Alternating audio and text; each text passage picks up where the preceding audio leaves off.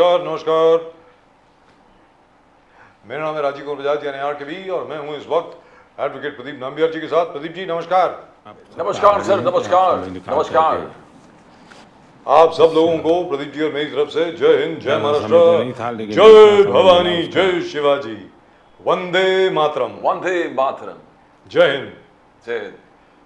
So Pradeep ji, lovely meeting by the Prime Minister of the Indian diaspora. Yes, lovely yes, speech. बिल्कुल sir. What a wonderful speech yesterday. For the first time, it is a very, it is a very unifying speech. बिल्कुल. अगर आप speech को देखें एकदम प्रधानमंत्री जी की, तो वो जो it was not characterized by criticism of anybody or anything. He didn't criticize the opposition. He didn't criticize anybody. In fact, he really praised all the freedom fighters. जिन लोगों ने मतलब जो जेल गए अंग्रेज़ों के खिलाफ, जो काला पानी गए, जिनको मार दिया गया, जिनको फांसी लगी वगैरह वगैरह, ये सब कहा उन्होंने। विकसित भारत के सपनों को भी याद दिला दिया। This is what we intend to be and we're going to be third biggest economy. And I was very happy to see the Prime Minister actually congratulate our girls and boys for winning the chess Olympiad. बिल्कुल sir. पहली बार हुआ है 100 साल में कि Indian के मर्द और औरतों का गोल्ड मेडल एक ही देश ने जीता हो, यानी इंडिया ने। India has won the men's and the women's gold medal, which is fantastic. And do remember, there are 200 countries which participate in this. 200 देश इसमें हिस्सा ले रहे थे चेस ओलंपियाड में। अरे भाई क्रिकेट में तो 10 लेते हैं यार, और इतना शोर मचता है, इतना शोरगुल मचता है क्रिकेट को लेकर के। ये बच्चे जो हैं, these guys are the real stars of the future. This is fantastic, absolutely fantastic. And most of them quite literally unknown players, you know. इतना फैड नहीं था कि ये लोग हैं, ये champions हैं, ये very difficult to recollect even one name among all the champs who apart from Pragananda. Yes. And then of course Gukesh was on fire in this particular tournament. And as far as the girls are concerned, I'm so sorry, I can't seem to have read anything about them before. My fault, absolutely my fault. But now I think they're going to be followed. And hats off to the government of Tamil Nadu for the fact that they really and truly worked very, very hard with these people. And Vishwanathan Anand was of course there as their mentor. And wow, have they performed, which is fantastic, absolutely fantastic. So congratulations, पूरे देश को मुबारकबाद हो। Chess olympiad जिसमें 200 देशों ने हिस्सा लिया, उसमें भारत ने मेन और विमेन दोनों का गोल्ड मेडल जीता है। जबरदस्त, absolutely fantastic, really fantastic. The Prime Minister एक चीज बहुत important था, along with the technological chief जो CEOs को मिल रहा था, he acknowledged the importance of technology and democratic values, politics and fusion of technology. You have to keep abreast with the latest technology. बोले even in democratic values को आपको साथ में लेके चलना पड़ेगा। It's a futuristic vision of a Prime Minister who believes in technology, in the future. He believes in development. सब चीज इसको प्रोजेक्ट कर दिया मोदी जी ने। Right, and I'm very astounded at the energy of Mr. Modi in the sense that he's been doing this now for the last 11 years. This is the 11th year, 11वां साल है।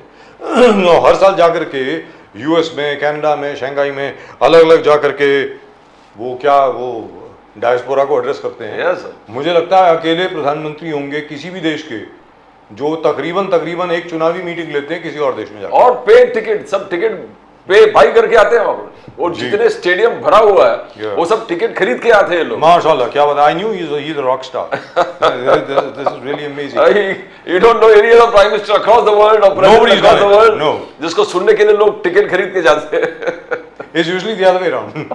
You got to pay people to come and listen. But I tell you what, Rahul Gandhi is back. और आज की तारीख में जो कुछ भी राहुल गांधी बोल रहे हैं वो बीजेपी को बहुत इरिटेट कर रहा है, और उससे ज़्यादा इरिटेट कर रहा है अरविंद केजरीवाल। आज अरविंद केजरीवाल जी ने 5 सवाल पूछे हैं मोहन भागवत जी से कि भाई ये क्या है, आपके नड्डा साहब और बाकी सब लोग क्या क्या कह रहे हैं, मतलब ये आपकी सहमति है कि नहीं है। But first time a political party leader is questioning the RSS. Yes, ये कभी हुआ नहीं था इंडियन पॉलिटिक्स में। आई ऑलवेज प्रश्न पूछ रहे हैं 5, मोहन भागवत जी आप जवाब दो, आरएसएस जवाब दो। मुझे लगता है बचपन में अरविंद केजरीवाल जी जरूर शाखा में जाते होंगे, मुझे ऐसा लग रहा है, लेकिन खैर उनके ऊपर है। And at the moment with us we got a very wonderful panel indeed, जबरदस्त पैनल है इस वक्त हमारे साथ। I have all the guests joined gentleman, everybody is on, everybody is joined. and nobody can say that in my ear, which is me. Nizamuddin Rahim साहब, क्या लग रहे हैं सर पिंक शर्ट में, जबरदस्त. Thank you sir, thank you very much for joining us. Nizamuddin Rahim साहब, जय हिंद आपको. Ruben Mascarenhas, you must be a very happy man. You actually got a new chief minister in Delhi. Fantastic. So that leaves Arvind Kejriwal free to irritate Mr. Modi some more all over the country. Isn't that lovely? Mukesh Gandhi Saab, as usual, looking very, very dapper. And our dear old friend Ali Darwala Saab from Pune. He is just out of Hollywood. Hollywood से जरा एक picture का ये करके आए हैं. Darwala Saab, ना? Yes, बिल्कुल. लग रहा है बिल्कुल. Absolutely. Darwala Saab, are you related to that chap, Vin Diesel? I mean, are you related to Vin Diesel? Darwala Saab? पता नहीं. Today Rajiv sir and Pradeep sir is all geared up to Thank you so much. But let me start with my characters. But let me start with my dear old friend Ruben Mascarenhas. Ruben Mascarenhas, saab, working president of the Aam Aadmi Party in Mumbai. Let's start with him. He deserves all our congratulations. Mubarak ho sir. Delhi की तीसरी महिला मुख्यमंत्री, a lady we all admire, really and truly fantastic. Atishi Marlena. Atishi, of course, she calls herself Atishi now. And wow, I mean, she was the one really who laid the base for the education policy. And now, of course, we can actually see what she's capable of. Ji, Ruben Mascarenhas साहब बताएं, please. नहीं absolutely आतिशी केवल एक महिला मुख्यमंत्री नहीं है. आतिशी एक तरुण मुख्यमंत्री है. और आतिशी कौन थी? 10 साल पहले आतिशी को कोई जानता भी नहीं था. आतिशी मैडम अपनी पढ़ाई ऑक्सफोर्ड में फिनिश करने के बाद, she is a evening scholar, she is a road scholar, she is an Oxford scholar. और उनकी पढ़ाई लिखाई करने के बाद वो वापस इंडिया लौटी और तभी इंडिया अगेंस्ट करप्शन कैंपेन की नींव रखी जा रही थी और वो वहाँ पे जुड़ गई. और उसके पश्चात वो आम आदमी पार्टी की एक तेज तर्रार लीडर बन के उभरी. लेकिन ये केवल आम आदमी पार्टी में ही हो सकता है कि 10 साल में कोई ऐसा तरुण, कोई ऐसा युवक या युवती जिसके बारे में कोई ये पेडिग्री से नहीं आती है, कोई ये किसी एक बहुत ही इंडस्ट्रियलिस्ट फैमिली से नहीं आती है, सिंपल फैमिली से आती है. और इसके पश्चात भी इन्हें अवसर मिलता है आम आदमी पार्टी में. ये सराहनीय चीज है. And I think we are very happy that one of us is the Chief Minister of Delhi, and I'm smiling year to year. And Atishi was the person. I haven't stopped smiling since I heard that news, which is fantastic. लेकिन आप Reuben Mascarenhas साहब, इसके पहले के बाकी सब लोगों के पास I would like opening comments from everybody. Of course, I'll come back to you for a bigger analysis. We've got plenty of time. I hope you do too. Ruben Mascarenhas साहब, ये सवाल है जो हर एक के ज़हन में है. सर, 12 तारीख आखिरी तारीख थी टू फाइल नॉमिनेशंस इन हरियाणा. 13 तारीख को, फ्राइडे द 13th को, अरविंद केजरीवाल साहब को बेल मिलती है, बाहर आते हैं. आपने 90 की 90 सीट में अपने नॉमिनेशन फाइल कर दिए. कहा यह जा रहा है कि बीजेपी के साथ आपका शेक हैंड हो गया है कि आप किसी भी तरीके से कांग्रेस के वोट आप काटेंगे हरियाणा में. Is that true? बिल्कुल नहीं सर. ये कांग्रेस को ये भ्रम से दूर होना चाहिए कि किसी का वोट और किसी का वोट बैंक कोई मिल्कियत है. किसी की मिल्कियत नहीं होती है वोट पे. वोट को कमाना पड़ता है. The vote is not owned, the vote is earned. And आम आदमी पार्टी ने अपने दिल्ली मॉडल द्वारा, अपने पंजाब में काम द्वारा, अरविंद केजरीवाल के नेतृत्व से लोग प्रभावित हो करके हमने ये वोट कमाया है. और आम आदमी पार्टी को पूरा अधिकार है. it's not a Delhi model कम और रामायण मॉडल. आप रामायण के आप ये एग्जांपल दे रहे हो कि भरत ने जैसे सिंहासन पे प्रभु राम के चप्पल रखे थे, वैसे ही केजरीवाल जी के लिए कुर्सी खाली रखा है. इस रामायण मॉडल में गलत क्या है? नहीं, मैं नहीं उसमें गलत क्या है? देखिए, समाज में जिस भाषा जिस भाषा में जहर फैलाया जा रहा है उसी भाषा में जहर को काटना चाहिए। तो जिस प्रकार से बीजेपी अलगाववाद की राजनीति करती है, धर्म का पाखंड और दुरुपयोग करती है, हम उसी धर्म के का सदुपयोग करके उसका सही भाषा का उपयोग करके हम ये पूरे हमारे लोकतंत्र को एक तरफ से। निजामुद्दीन रहीम साहब, क्या ये सच नहीं है कि क्योंकि आपकी अंडरस्टैंडिंग नहीं हो पाई, अलायंस नहीं हो पाई आम आदमी पार्टी के साथ, तो हरियाणा में शायद इसका प्रभाव पड़े? निजाम साहब, नहीं, मुझे इस चीज से कोई फर्क नहीं पड़ता। पॉलिटिकल पार्टी है, उनका अपना काम है, वो अपनी तरह से करें। कांग्रेस का अपना काम है। हरियाणा में हमारी गवर्नमेंट बहुत आसानी से बनने जा रही है, हमें इस बात का कतई चिंता नहीं है। और राजनीति में जो लोग काम करते हैं उनका एक ट्रायल होता है कि वो चुनाव क्षेत्र में जरूर जाएं। आप पार्टी का अपना वो एरिया है, हरियाणा है, पंजाब है, दिल्ली है, वहां वो उनका एक बड़ा फैक्टर है, उससे कोई आदमी इनकार नहीं कर सकता। अगर वो राजनीतिक तौर पर पूरी सीटों पर चुनाव लड़ रहे हैं तो इसमें नुकसान किस बात का है भाई? हर आदमी राजनीति में, अब ये तो बीजेपी जो है अपनी ओछी राजनीति करती है, उसका काम है। हमारे यहाँ किसी तरह से हमको इस बात का नहीं है कि क्यों वो लड़ रहे हैं, ना ही हमारे किसी लीडर ने उनसे कहा कि भाई आप क्यों चुनाव नहीं क्यों लड़ रहे हैं। तो ये तो एक अच्छी परंपरा है कि इस देश में लोकतंत्र जिंदा है, और लोकतंत्र इसी बात के लिए छूट देता है कि हर आदमी को अधिकार है।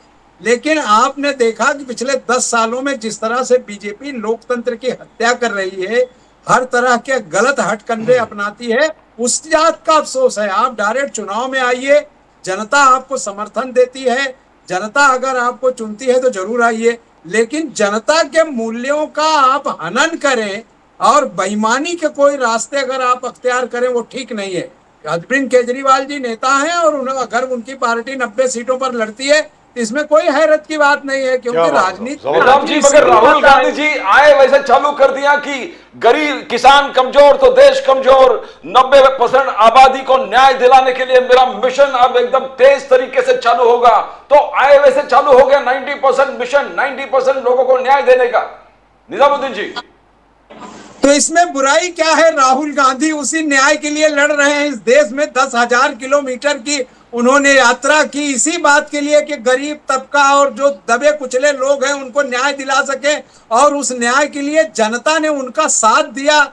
जिसको आप कह रहे थे कांग्रेस खत्म हो रही है और 2/3 जो है उनकी सीटें बढ़ाकर ले आना और उनके लोगों के बीच जाना, किसानों के मुद्दे को संसद से लेकर सड़क तक मजबूती के साथ अगर कोई आदमी आज खड़ा है तो वो राहुल गांधी है। और राहुल गांधी पर आज देश के किसानों को भरोसा है कि हमारे लिए कोई लीडरशिप कर रहा है, तो वो उसमें क्या हर्ज है? अगर वो 90% लोगों के लिए अगर मांग कर रहे हैं तो ये तो बहुत अच्छी बात है।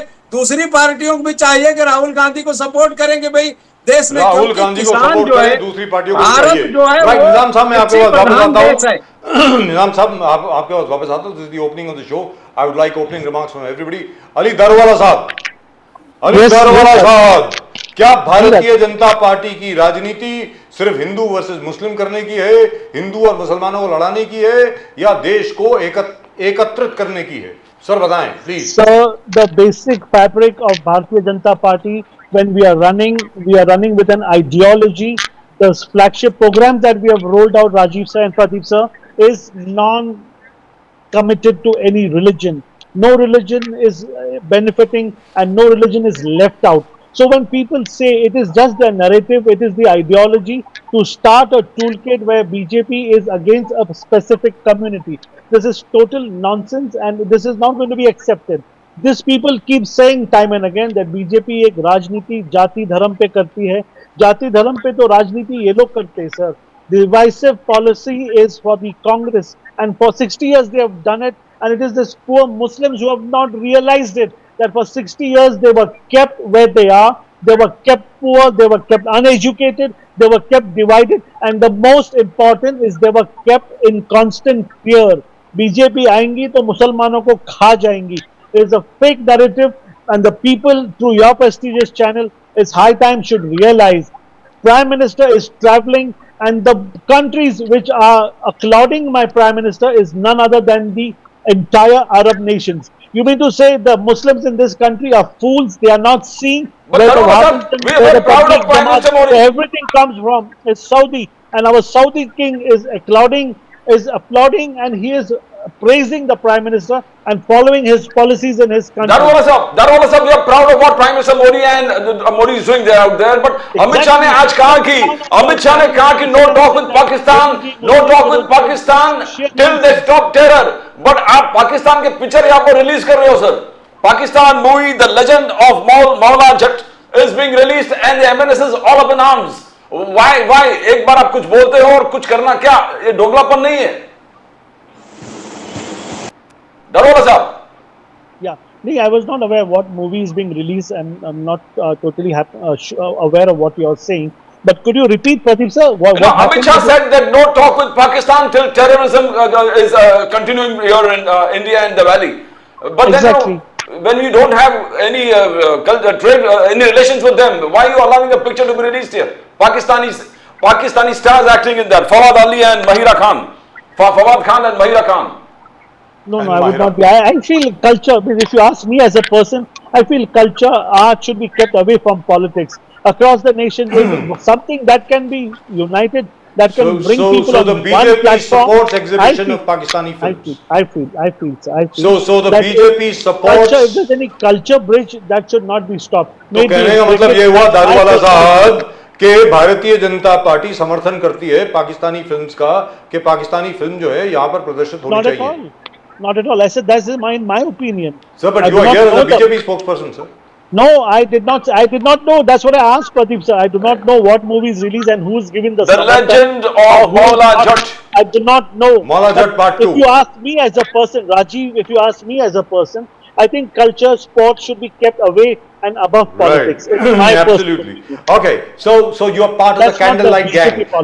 Mukesh Gandhi साहब, सबसे पहले तो ये बताइए कि ये पिक्चर रिलीज होनी चाहिए कि नहीं होनी चाहिए, नंबर 1. नंबर 2, महाराष्ट्र में अब दोबारा फास्ट एंड टू डेथ का वो मामला फिर दोबारा शुरू हो गया है.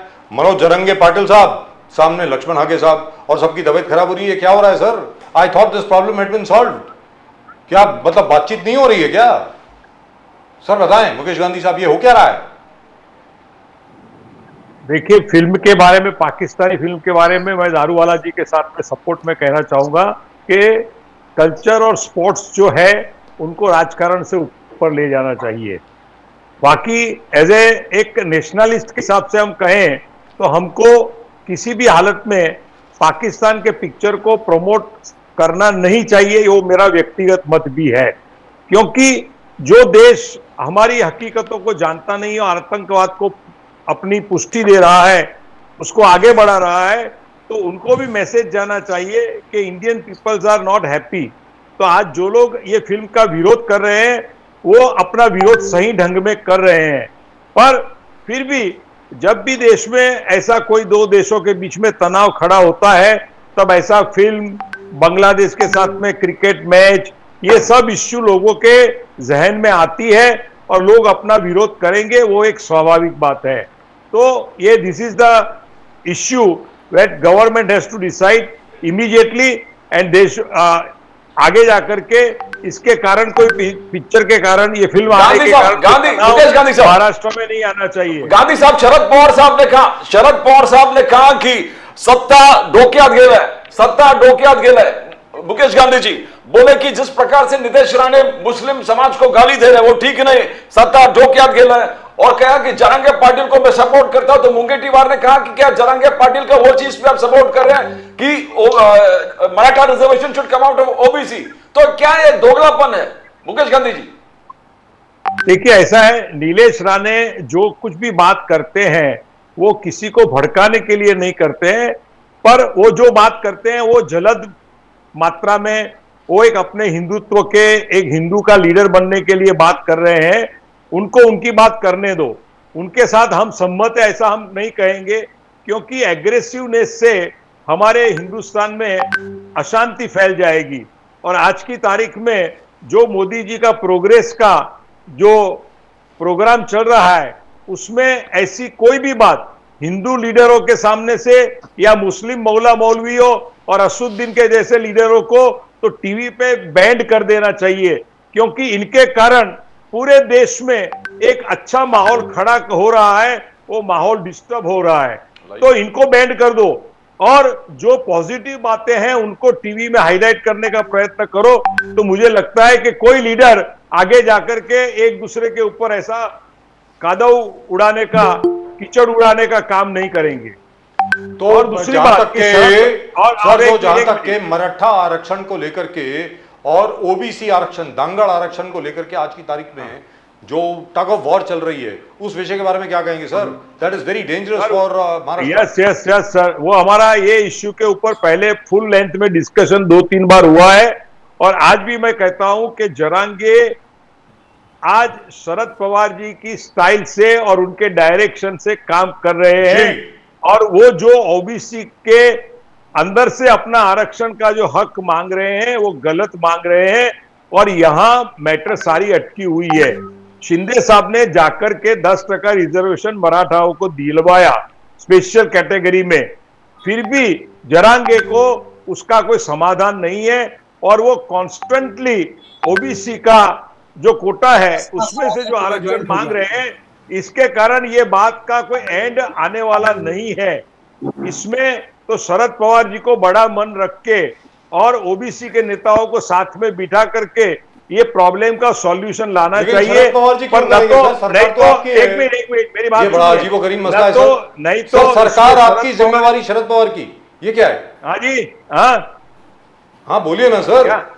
आप सरकार आपकी जिम्मेवारी शरद पवार की, बोलिए मुकेश गांधी साहब। शरद पवार जी की और शिंदे जी की, दोनों की जवाबदारी है सर। दोनों को बैठ के ये प्रॉब्लम को सॉल्व करना चाहिए। ये कॉमन प्लेटफॉर्म के ऊपर आपके और हमारे डिस्कशन से कुछ होने वाला नहीं है, क्योंकि ये मैटर को इतना पॉइजनस और फ्लेयर अप कर दिया है कि आज जातियों के बीच में एक बंटवारा करने का जो ओरिजिनल प्लान है हमारे देश के विद्रोहियों का, वो काम आगे बढ़ रहा है। कहने का मतलब ये हुआ कि आप हिंदू वर्सेस मुस्लिम कर रहे हैं, बाकी सब लोग कास्ट वर्सेस कास्ट कर रहे हैं।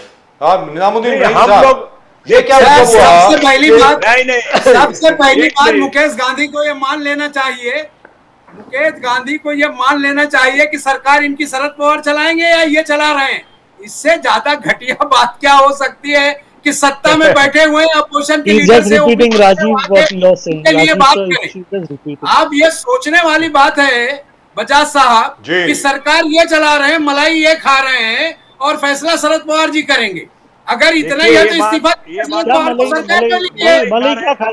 ये क्या अनाप शनाप बात कर रहे हैं आप?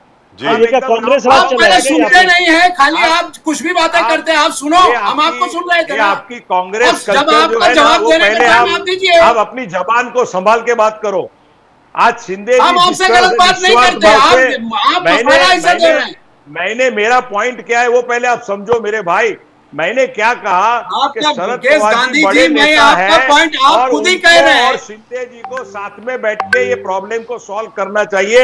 हमारी डिबेट करने से इसमें कोई फायदा नहीं। शरद पवार की क्या जिम्मेवारी आ गई, मुझे ये समझ आप एकदम हर चीज को कम्युनल बना देते हो, ये बात गलत है। ये कम्युनल है, और अगर ये कम्युनल है तो राजनीति बंद कर देनी चाहिए।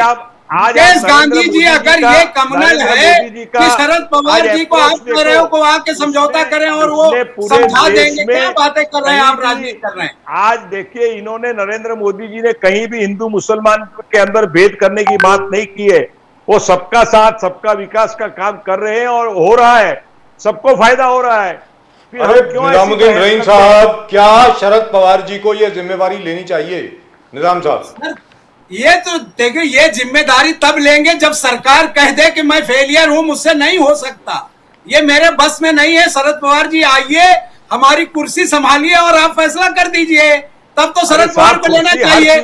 ये संभालनी नहीं होती है जी। देखिए, उन्होंने सह्याद्री पे आप सुन लीजिए या तो आप ही जवाब दीजिए, मैं बंद कर देता हूं। और शरद पवार जी को इनवाइट करने के बाद में वो एंड मोमेंट पे आए नहीं। हमारे छगन भुजबल जी शरद पवार के घर पे जाकर के कहा कि सर आपका इसका नेतृत्व। But what does Sharad Pawar have to do with it? I don't understand, Mukesh Gandhi sahab. Why are you putting the onus on Sharad Pawar sahab? Sharad Pawar is not in the government. The government consists of Mr. Devendra Fadnavis, कुछ मालूम नहीं है, खाली बहस करने आ रहे हैं। Sir जब गवर्नमेंट में मुकेश है गांधी नहीं की अथॉरिटी फिर नहीं है तो जरांगे बहस इसको पाटिल क्यों करा रहे हैं आप? जरांगे पाटिल क्यों उनकी बात लेकर के बात करता है कि शरद पवार से ये पूछो वो पूछो, और आज पूरा क्यों ओपन पूछो? आउट हो गया आंदोलन है सरकार कि का जरांगे काम है पाटिल फैसला इज द करना। Man of Sharad Pawar. I find this strange. इसमें क्या Let me go across No, to I'll tell you this. what Nizamuddin जी आज क्या हुआ है, शरद पवार जी ने स्टेटमेंट दिया है कि जरांगे पाटिल का डिमांड जायज है। तो सुधीर मुनगंटीवार ने पूछा कि अगर जरांगे पाटिल का डिमांड जायज है तो पवार साहब ये बोले कि मराठा रिजर्वेशंस क्या ओबीसी कोटा में से देना चाहिए, तो ये विवाद हो चुका है, ये विवाद है। ये निजामुद्दीन कौन जी। तय करेगा मिस्टर नाम्बियार? ये कौन तय करेगा? सरकार तय करेगी। ओबीसी के कोटे में से देने वाली जिन जातियों के लिए जिनमें से 16 लाख सर्टिफिकेट आपने इशू किए हैं वो दूसरे के रिजर्वेशन से आपने किए हैं। सरकार इस मामले में टोटल फेलियर है। सरकार दोनों हाथ में लड्डू चाहती है। वो चाहती है कि मराठा भी मेरे साथ खड़ा रहे, ओबीसी भी खड़ा रहे। अगर आप फैसला नहीं कर सकते तो आपको सरकार से बाहर जाना तो चाहिए। एमवीए का ये डिमांड है कि ओबीसी से देना चाहिए। एमवीए क्या ये कह रहा है कि ओबीसी से रिजर्वेशन देना चाहिए मराठाओं का? निजामुद्दीन जी, नामबियार जी, अपने नामबियार अगर जी, पूरा सरकार सुन को- लीजिए आप, सरकार को आपको दोनों ओबीसी हाथ में के लड्डू इश्यूज नहीं में चाहिए। आपको बता दूं कि सरकार जब को- एक सरकार स्पेशल को पार्लियामेंट ओबीसी और सेशन हुआ था, मराठा आप सुनिए, समाधान एक कराना है। स्पेशल पार्लियामेंट और सेशन हुआ समाधान के था, अंदर उस सेशन ये में ये लोग तय हुआ वेस्टर्न था। इंटरेस्ट वाले अपना राड़ा डाल रहे हैं सर। ऐसा है, या तो आप पूरी चुप बात रहिए समझो। या आप चुप रहिए या मैं बंद कर देता हूं। सरकार को, शिंदे सरकार को कोई दोनों हाथ में लड्डू नहीं चाहिए सर, उनको समाधान आप चाहिए। पहले सुन आप लीजिए ऐसी या भाषा आप मत बोलिए बोलिए। या मैं बात करूं। आप ऐसी भाषा आप मत जब बोलिए। बात निजामुद्दीन करते हैं साहब, तो चुपचाप सुनता हूं ना। My question was to Nizamuddin रईन। Nizamuddin रईन साहब, शरद पवार साहब एमवीए के बहुत बड़े घटक दल हैं। उसी तरह आम आदमी पार्टी भी एक बहुत आदरणीय मेंबर है इंडिया अलायंस की। मैं आपसे जानना चाहता हूं पहले निजामुद्दीन रईन साहब, हाँ या ना में जवाब दीजिए, क्या ये शरद पवार साहब की जिम्मेवारी है कि बिल्कुल नहीं है, रिजर्वेशन सर। कैसे दिया जाए?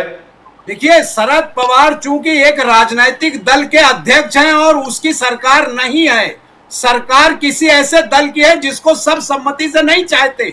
अगर नहीं चाहते तो ये सरकार की जवाबदारी है रास्ता बनाए। दुरुस्त बजाज बात। साहब, आपको याद होगा कि जब पार्लियामेंट का स्पेशल सेशन इन्होंने बुलाया था, असेंबली का, उस असेंबली का, सेशन में असेंबली। इन्होंने ये प्रॉमिस किया था विधानसभा कि का, हम सर, जो है विधानसभा। इसका हल निकालेंगे, और उन्होंने बजाय हल निकालने के महिला का रिजर्वेशन जी, देने जी, के जी। नाम पर उस अच्छा, आप सेशन को उसकी बात इन्होंने कर रहे हैं। ठीक साफ है। किया। राहुल गांधी पहले से आखिरी दिन रोज चिल्ला रहे हैं कि रिजर्वेशन की बढ़ा दीजिए परसेंटेज, 50 को क्रॉस करके आगे ले जाइए, पार्लियामेंट सेशन बुलाकर उसको स्थापित करिए, इसलिए झगड़ा खत्म हो जाएगा। आप चाहते भी नहीं और करने भी नहीं देना चाहते, खाली झूठी बातें करके बेवकूफ बनाने का काम ये मंडली कर रही है। और कितना दिन करेगी? जी, 3 महीना साहब, और है। रुबल 3 महीने मास्करेना बाद साहब। फिर पवेलियन लौटना है। जी, तो रुबल इसलिए मास्करेना साहब, किसी I am very पर interested to आरोप know। लगाकर ये सरकार की जी। जिम्मेवारी बनती है कि उन्होंने शपथ लिया है राज्य को बचाने का, लॉ एंड ऑर्डर मेंटेन करने का, लोगों को सुविधा देने का काम सरकार और आज वो बदलापुर नहीं। accused जो है, उसका जब इनकाउंटर सरकार में हम वो आएंगे उसने आत्महत्या तब कर ली है, सवाल सर। जो है आप शरद पवार से सवाल जी जी जी निजाम साहब, रुबल मास्करेना साहब, I want to know what the Aam Aadmi Party thinks with regard to reservations. No, the Aam Aadmi Maratha reservation का सवाल है।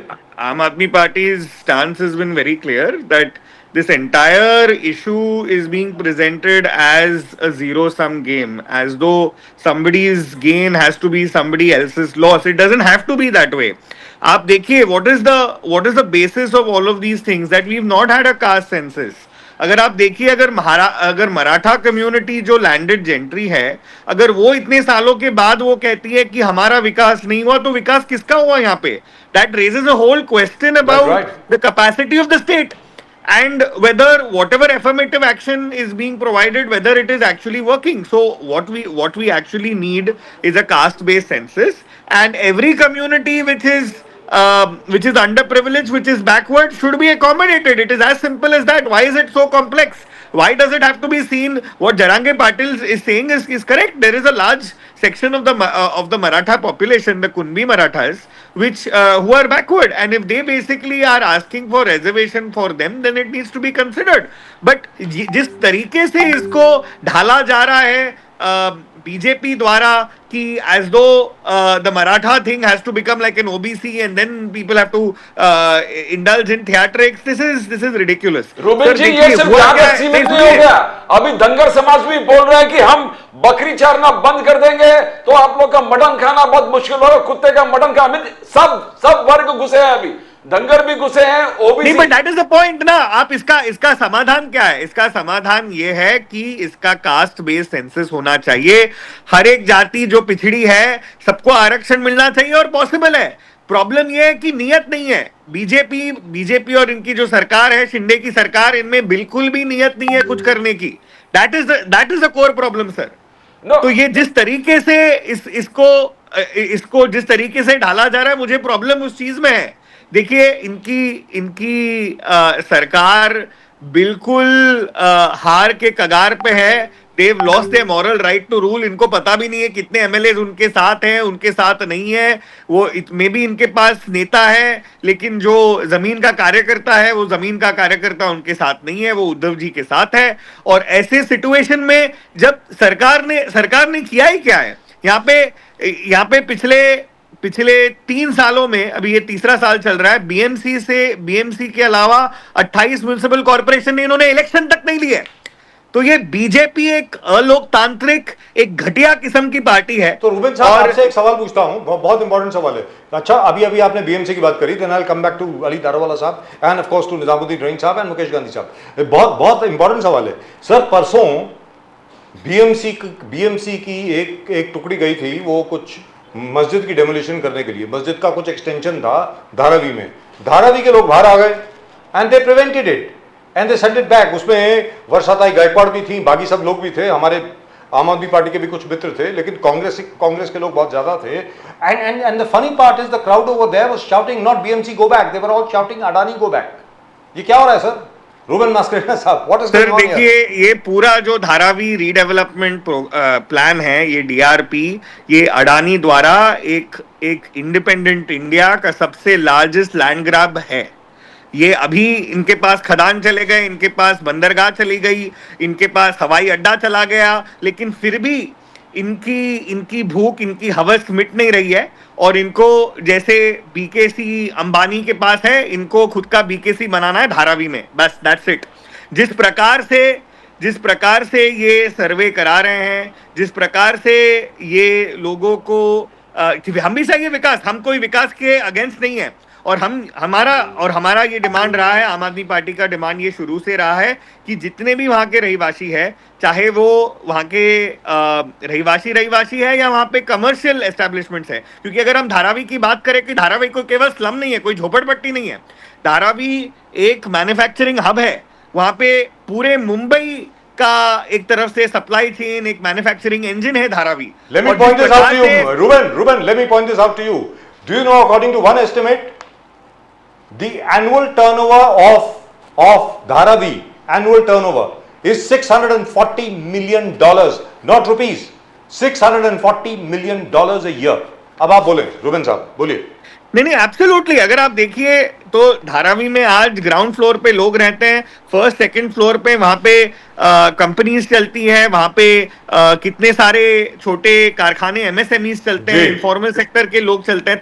तो जिस प्रकार से ये अडानी एक तरफ से ये लैंड ग्रैब चल रहा है, जिस प्रकार से हमने देखा बीजेपी ने रेलवे की पार्सल उनको दे दी, फॉरेस्ट की पार्सल उनको दे दी, मैंग्रोव का जो महाराष्ट्र नेचर पार्क की जमीन है वो दे दी। तो यहाँ पे कहीं ना कहीं जनता जो है, जनता त्रस्त है और जनता बीजेपी की नीतियों का, शिंदे सरकार का और अडानी का पुरजोर विरोध हो रहा है। और बात करूं ये बुलडोजर,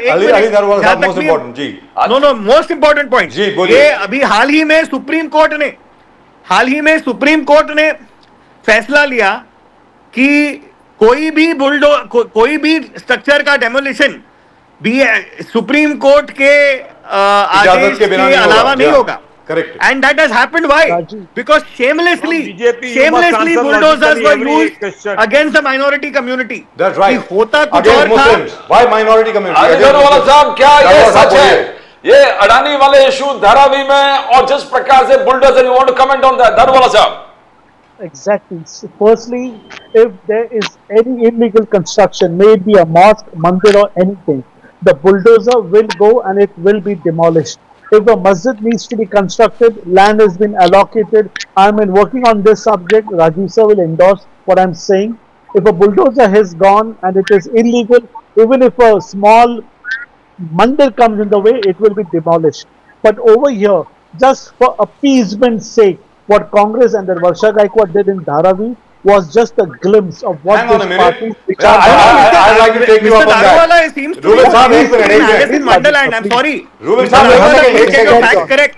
एक second, Please sir. get your facts correct. Look at the way in which bulldozers are being used Exactly. against You the need- And all our viewers congratulated you.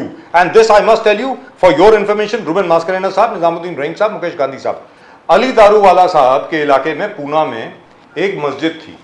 मस्जिद के सामने उन्होंने एक इलीगल एनेक्सी बना दिया, उसको demolish करना था, ऑर्डर आ गया डिमोलिश करने का। How did they do it? Finally they did it. किस प्रकार किया? दारूवाला साहब ने सबको बुलाया, ट्रस्टीज को बुलाया, पुलिस एडमिनिस्ट्रेशन को बुलाया, सबको साथ बिठाया। आखिर में द मस्जिद के जो ट्रस्टी थे उन्होंने कहा साहब हम खुद ही डिमोलिश कर लेते हैं। So congratulations on that Daruwala साहब। Why could that not have been done here? It's being done, I think now. It's being done now. अब हुआ ना, पहले तो बिना पूछे उन्होंने भेज दिया था वहां पे तोड़ कार्रवाई के लिए। दारूवाला साहब बताइए। Never happens. See, I'll tell you one thing. Any civic administration, nationalist, please one second. और चूंकि धरावी में जो डेवलपमेंट अदानी ग्रुप कर रहा है, वहाँ की लोकल अथॉरिटीज जो लोकल एमएलएज हैं, उन्होंने बड़े पैमाने पे इसका विरोध किया है। अब चूंकि हिंदू मुस्लिम करने के अलावा इनके पास कोई चारा नहीं है। कल अगर आपने देखा हो हरियाणा में उत्तर प्रदेश के मुख्यमंत्री जिस तरह से इलेक्शन में बाबरी मस्जिद को ला रहे हैं, जब वो विषय खत्म हो गया, जब वो विषय सुप्रीम कोर्ट के आदेश से खत्म हो गया, इस देश के मुसलमानों ने उसको एक्सेप्ट कर लिया, तो इस तरह की चीजें करने की आवश्यकता क्या है? निजाम साहब एक मिनट, दारूवाला साहब को बोलने देना प्लीज। एक अब सेकंड। इनके पास सिवाय मस्जिद, अरे यार निजाम साहब एक मिनट, दारूवाला साहब बोलिए, आप कुछ बोल रहे थे। और Mascarenhas ji, I will like to reiterate one thing over here. Illegal construction in Maharashtra is being taken seriously. It's only a mosque that you are highlighting and you are glorifying it. If it is illegal, there are ways, there are legitimate ways of regularizing it. There are substitute lands which have been given on the Qabristan. There are laws where you can have masjid.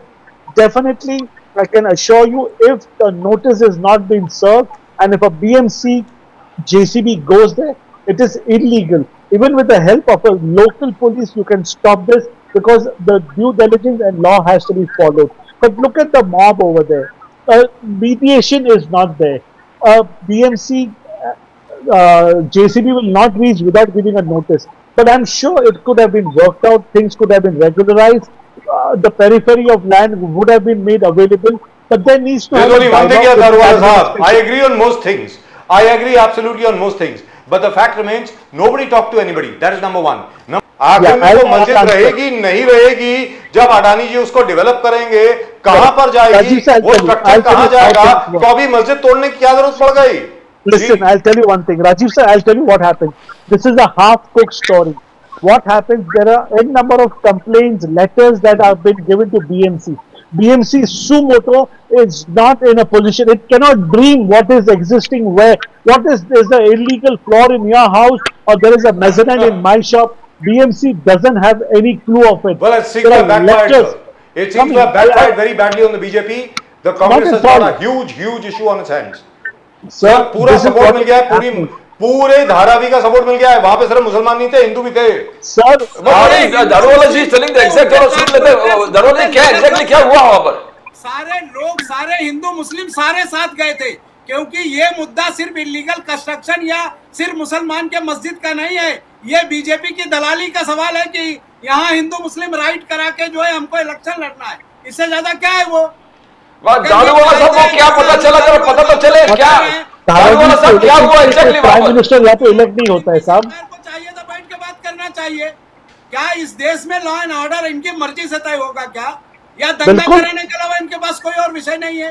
बिल्कुल, दंगाखोरी का घर फूटना चाहिए, law and order stringent follow होना चाहिए। आप सुनिए कान खोलकर, मैं कह रहा हूँ, आज मैं जिम्मेदारी से कह रहा हूँ, भाई कल साहब ये कोई अपील सरकार नहीं है।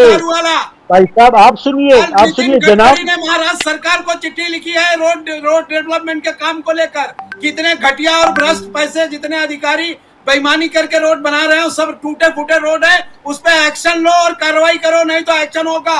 ये इनके तो सराहना करिए ना, तो यही तो बीजेपी सरकार है। Government with the difference, party with the difference. आप क्या आंख बंद करके काम करते हो क्या सर? मगर मैं आपको एक बात कहना चाहता हूँ सर, सुनिए मेरी बात। ये जो धमकी के अंदर सरकार दबाव में नहीं आएंगी। अब या तो मॉब लेकर आइए धमकी नहीं, मैं आपसे कह रहा हूँ डिस्ट्रिक्ट एडमिनिस्ट्रेशन जब चलाते हैं सर, सुनिए मेरी बात सुनिए भैया, मेरी बात सुनिए।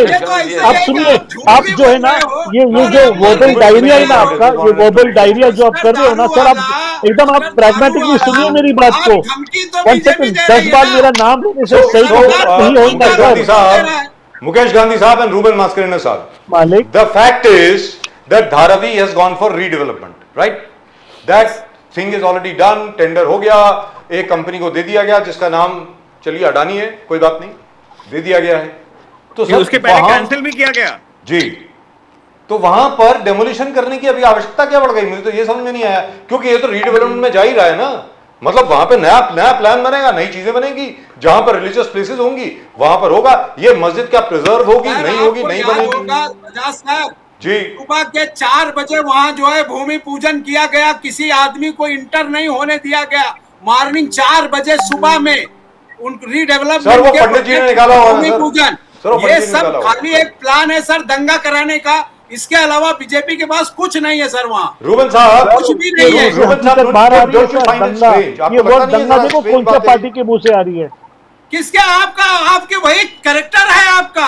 50-100 जगह आपको मैं नाम के साथ बता सकता हूँ। इसमें दंगा शब्द क्या? मुकेश गांधी साहब आप बताएं। मुकेश गांधी बैकग्राउंड देखिए सर ये कांग्रेस वालों का। अरे एक मिनट सर, निजाम साहब और रूबन साहब और अली दारूवाला साहब, मुकेश गांधी साहब has not spoken for some time. Mukesh Gandhi साहब, जब रीडेवलपमेंट होना ही है तो फिर एक ही जगह पर एक मस्जिद में जो तथाकथित तौर पर गैर कानूनी तरीके से एनेक्सी बना है, उसको तोड़ने की क्या आवश्यकता पड़ गई?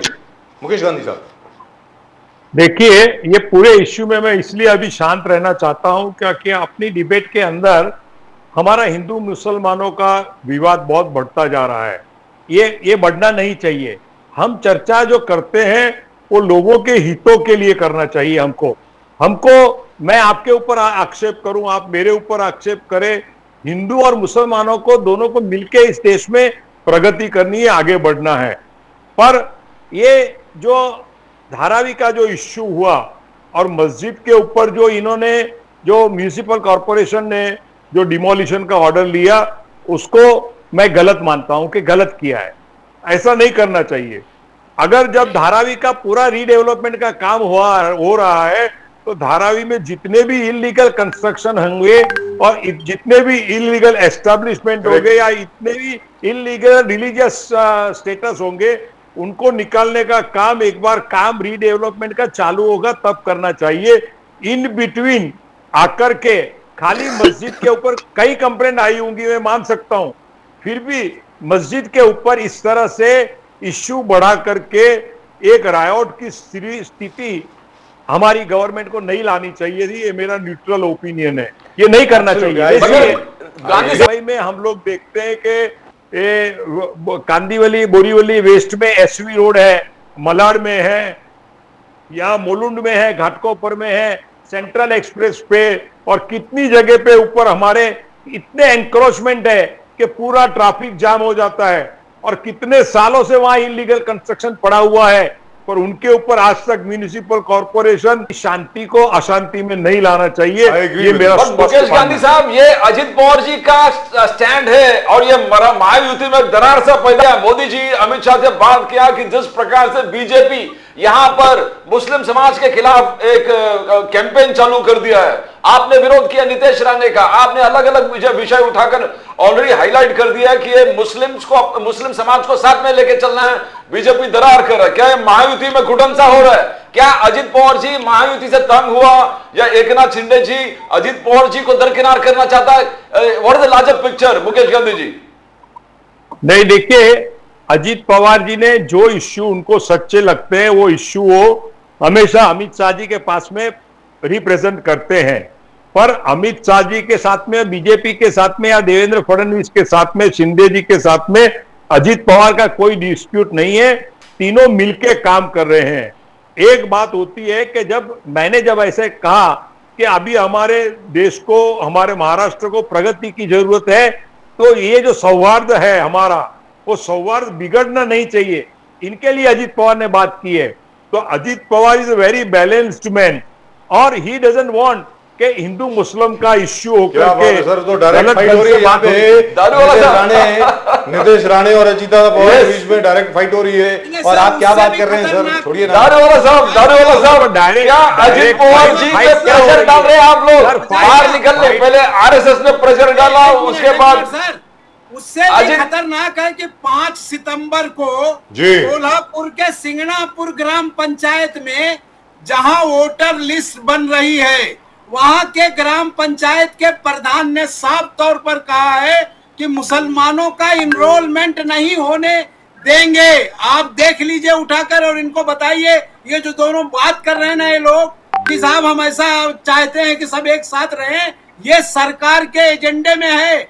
सिंगणापुर 5 तारीख को खुद राज्य के कोल्हापुर में आप चेक कर लीजिए प्लीज, और इन्हें बताइए। उसके आगे और चाहिए तो देता हूं।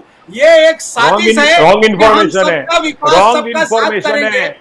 देखो, अगर ये इन्फॉर्मेशन सच होती तो सारे सामने मुख्यमंत्री की तस्वीर और आर्डर के साथ दिखा रहा हूँ। आप न्यूज मैं कभी गलत बात, आज तक मैंने गलत बात कभी किया नहीं मिस्टर दारूवाला। आप गलती बात करते हो, आप गलती बात करते हो। नहीं करते। 5 तारीख को कोल्हापुर का विषय है, सिंगणापुर ग्राम पंचायत नाम दे रहा हूँ आपको। आप कम्युनल भड़काने की बात ही हमेशा करते हो। बैलेंस की बात है, मैं आपको वो सच रख रहा हूँ जो चीज दिखाई पा रही। अभी हमारी बात टेलीविजन की चल रही ये जो सत्यता है, जो सत्यता है, इसको आप छिपा नहीं सकते। दारूवाला साहब, क्या महायुति में दरार है? दारूवाला साहब, क्या महायुति में दरार है? पहले आरएसएस ने अजित पवार का क्रिटिसाइज किया, उसके बाद एक कंटिन्यूस वेव चला। आज अजित पवार जी ने अमित शाह जी, मोदी जी, यहाँ के नितेश राणे वगैरह का कंप्लेन किया। Is Ajit Pawar being suffocated to go out? Daruwala साहब, महायुति में सब ठीक है?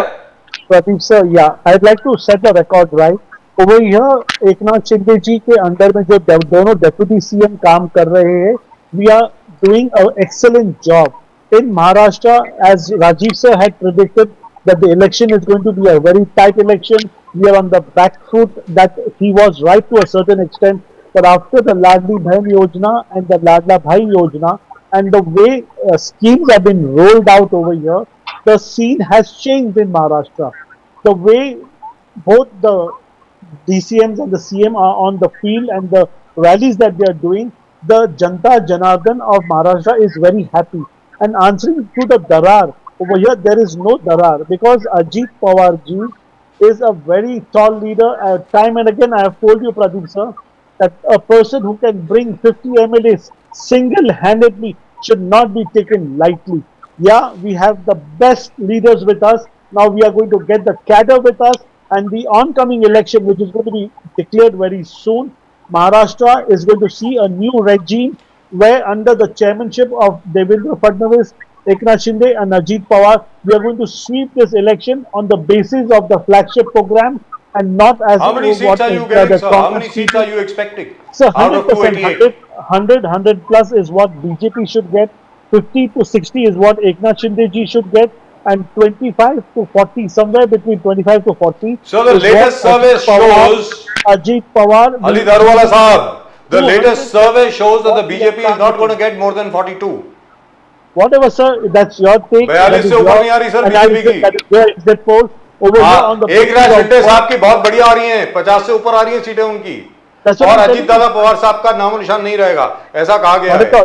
You will be surprised. You will be surprised. Okay, I would love to be surprised. लेकिन एक चीज तो है सर, आज की तारीख में नीतीश राणे साहब ने कहा है, and I am quoting mister Rane साहब ने कहा है अजीत दादा पवार जिस मर्जी को जाकर के शिकायत करें, लेकिन हिंदुत्व नेगोशिएबल नहीं है, हम तो ये करेंगे ही। उन्होंने ये कहा था मैं मस्जिद में घुस के मारूंगा लोगों को, ऐसा नीतीश राणे साहब ने कहा है। सर ये क्या है? निजामुद्दीन रहीम साहब आप बताएं, ये हो क्या रहा है अंदर? हमने ये मैंने आपको पहले ही कहा सर कि ये प्री प्लान्ड है इनका, कि दंगा करने के लिए मुसलमानों को टारगेट करिए, इसके अलावा इनके पास साधन नहीं है।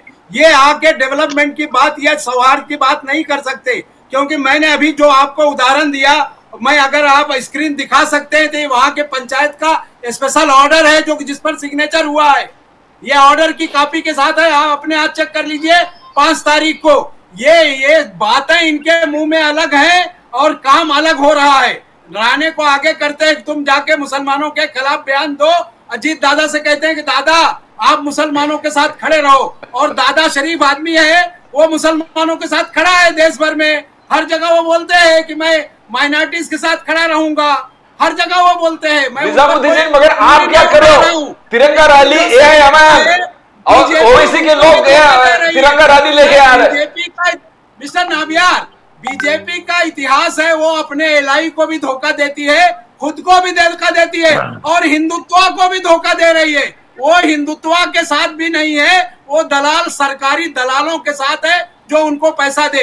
ना वो हिंदुत्व के साथ है, ना वो अजीत दादा के साथ है, ना वो महाराष्ट्र के साथ है। तिरंगा रैली निजामुद्दीन जी ओवैसी लेके आ रहे, तिरंगा रैली ओवैसी लेके आ रहे, मुसलमान का हित ओवैसी बात कर रहे। देखिए तिरंगा लेकर चलने का अधिकार सबको है, चाहे ओवैसी लेकर चले, चाहे अजीत दादा लेकर चले, चाहे कोई भी चले, तिरंगा हमारी शान है, कोई भी लेके चलेगा हम उसका वेलकम करेंगे। हम किसी के तिरंगा लेकर चलने पर इस देश में किसी का विरोध नहीं है। 50 साल तक, 54 साल तक आरएसएस ने अपने हेडक्वार्टर में 54 साल तक नीलेश राणे का इश्यू ले लेकर के क्यों भड़का रहे हो हमको? क्यों भड़का रहे हो? हम भड़का रहे, सवाल पूछ रहे हैं राजीव जी, आपको एलिगेशन करता हूं, आप नीलेश राणे का इश्यू बार बार घुमा फिरा के लेके आते हो, क्यों लेके आते हो? क्या बात है? आप हार्मनी की बात कीजिए ना, ये क्या डिसहार्मनी की बात कर रहे हैं आप हमेशा? मुकेश गांधी साहब रहे हो हर बात में। मुकेश गांधी साहब, अगर प्रधानमंत्री जी हर तीसरे भाषण में पंडित जवाहरलाल नेहरू की बात कर सकते हैं, तो मैं अपने भतीजे नीतीश राणे की बात नहीं कर सकता? सर नीतीश राणे का अंकल हूं मैं, क्या बात कर रहे हैं आप? हमको डायरेक्शन नहीं कर सकते, मुझे क्या बोलना है? आपको डिबेट नहीं पसंद, डिबेट से भाग जाइए। नहीं करना चाहिए सर, हमको ये डायरेक्शन नहीं कर सकते, मुझे क्या बोलना है? बात कर रहा हूँ तो आप मेरे ऊपर आरोप लगाइए, मैं गलत बात कर रहा हूँ तो आप बताइए, मैं जो कह रहा हूँ आपको एविडेंस दे रहा हूँ, मैं प्रूफ के साथ आपको दे रहा हूँ। जी आप इसके ऊपर न्यूट्रलाइज करिए please. Daruwala ji, you speak on this topic. Rajiv sir, Pradeep sir, if you will be aware that when Nitesh Rane ji made the statement कि मैं मस्जिद में घुस के मारूंगा, the backdrop of that was some people had done something in Aurangabad, and over there the next day when Devendra Fadnavis ji spoke to Nitesh Rane, Honorable Narayan Rane ji gave a statement. I said it is wrong. He should have said that जो लोगों ने गुनाह किया है, जो लोगों ने गलत काम किया, मैं उनको मारूंगा। मस्जिद इज नॉट खुद के काम करते हैं। I'm so sorry sir, but you said it very clearly again. It is in today's Times of India. Please take a look. गलत बातें क्यों करते हैं लोग? सर आज के Times of India में एविडेंस नहीं है तो एविडेंस कलेक्ट करो। But can he do that legally? Ali Daruwala साहब, you are a reasonable person. You are an educated person. Mukesh Gandhi साहब एक second, this is still our show, this is still my show. Sir अभी तक प्रदीप जी ने मुझे बाहर नहीं निकाला है शो से. I am still here. Sir, Ali Daruwala साहब, does he have the right to do so? He doesn't have the right to do so. Not at all. I agree with you. Where am I disagreeing with you? And I am telling you, why am I raising this issue again and again? You know what? I am a fan of Mr. Modi's. You know that quite well, and I am saying so very, very openly. I was the first person way back in 2002, 2003 to say that Narendra Modi is going to become the Prime Minister of the country. और उसके ऊपर मुझे कुछ 6 के 7 हज़ार से ज़्यादा गालियाँ आई थी, अभी तक याद है मुझको. Maybe that's why I've lived so long. Very frankly speaking, मेरे सारे पाप धुल गए उस वक्त. लेकिन मैं आपको ये बता रहा हूँ, इस किस्म की भाषा का अगर आप लोग इस्तेमाल करेंगे, आप नरेंद्र मोदी की गुडविल आप लोग खराब कर रहे हैं। आप लोग नहीं, he is not That's what I'm doing. That's what I'm saying. Why do you need people like that? Sir, कोई बोलता है एक मिनट सर, कोई बोलता है राहुल गांधी की जबान काट लो, उसके 11 लाख रुपए ले लो। कोई बोलता है उसकी जबान को जला दो राहुल गांधी की। ये क्या है? What is this? Is that something to say? Rajiv sir, give me 1 second to explain please. जी बोलिए। राजीव सर, प्रदीप सर और ये जो कांग्रेस के हमारे मित्र बैठे हैं, मैं आपको भारतीय जनता पार्टी का प्रवक्ता होने के हैसियत से आपको ये स्पष्टीकरण देता हूँ, नितेश राणे जी जो कह रहे हैं ये बिल्कुल गलत है। इससे बढ़कर मैं आपको दूसरी बात कहता हूँ, उन्होंने कोई तो स्टेट में जाकर या कोई तो प्रांत में जाकर ये भी कहा था क्या मुसलमानों की दुकानों से माल लेना बंद करो। सर, ये जो विष, ये जो पॉइजन फैलाने का काम नितेश जी कर रहे हैं, मैं इनसे हाथ जोड़ के प्रार्थना करता हूँ, जो भारतीय जनता पार्टी नरेंद्र मोदी जी जो अच्छा काम कर रहे हैं, इसके वजह से इसका बहुत बड़ा सेटबैक हो रहा है। Ajit Pawar ji is a very neutral and a very straightforward person. He has a very big Muslim fan following in India, not like Uddhav Thackeray ji जिन्होंने क्या newfound love for Muslim जो उन्हें आज मिला है, वैसा अजीत पवार जी का नहीं है। उनकी पार्टी, ऑनरेबल शरद पवार जी की पार्टी, जब दोनों साथ में काम करते थे, they have a very large Muslim following. That's why he has spoken to the party high command. Right, निजाम साहब, आप बताएं सर। सर आप कौन सा आप बताइए। पार्टी के लीडरशिप से कहें कि उनके ऊपर कार्रवाई करें। अजीत उनको पवार जी से चाहिए बड़ा कि वो लीडर पार्टी आपको से वही सिफारिश उन्होंने करें। कहा है जी। हमारी लीडरशिप को, उनको चाहिए इमीडिएट एक्शन करने के लिए पार्टी को बोलना चाहिए कि सर ये गलत हो रहा है। अच्छा सर, अगर ये बताएं कोई चीज निजाम गलत है साहब, तो हम चलिए ये तो बात रही नितेश राणे साहब जो की। है, अजीत दादा की सराहना करते हैं, जिन मुद्दों पर अजीत दादा अच्छी बात करते हैं हम सराहना करते हैं कि बिल्कुल अजीत दादा ने सही कहा। माइनॉरिटीज के मुद्दों में जब भी फंड डिस्ट्रीब्यूट हो रहा था, अजीत दादा ने बढ़ाया सारा किया, सारे मुसलमान उनका जाकर उनके बंगले पर और उनके दफ्तर में जाकर उनका स्वागत किया। लेकिन अगर कोई आदमी गलत काम करता है तो क्या आवाज नहीं उठाना चाहिए? तो निजाम साहब ये बताइए, कार्रवाई करिए, निजामुद्दीन रहीम साहब, ड्यूटी बनती है। निजामुद्दीन रहीम साहब आप ये बताइए कि जहां तक धारावी का प्रश्न है, सर एक मिनट, ये तो बात हो गई ना, चलिए ये बात हो गई, अब खत्म हो गई, अब मिट्टी डालिए इस पे। अब मैं धारावी की बात करता हूं। सर धारावी में क्या ऑब्जेक्शन धारावी की रीडेवलपमेंट से है? वहां नहीं होनी चाहिए रीडेवलपमेंट, या अडानी से? ये बताइए। देखिए सर, वहां उन्होंने देखिए उन्होंने डेवलपमेंट के लिए एक भी विरोध नहीं किया है। वहां जो डेवलपमेंट होना है, जिस बात का विरोध है, अडानी जी चाहते हैं कि धाराविकरों को हटाकर मुलुंड या किसी खाड़ी में फेंक दो। वहां के लोकल लीडर का, चाहे वो जिस पार्टी का हो, सब लीडर ये चाहते हैं कि धारावी की जनता को धारावी में बसा के डेवलपमेंट करिए।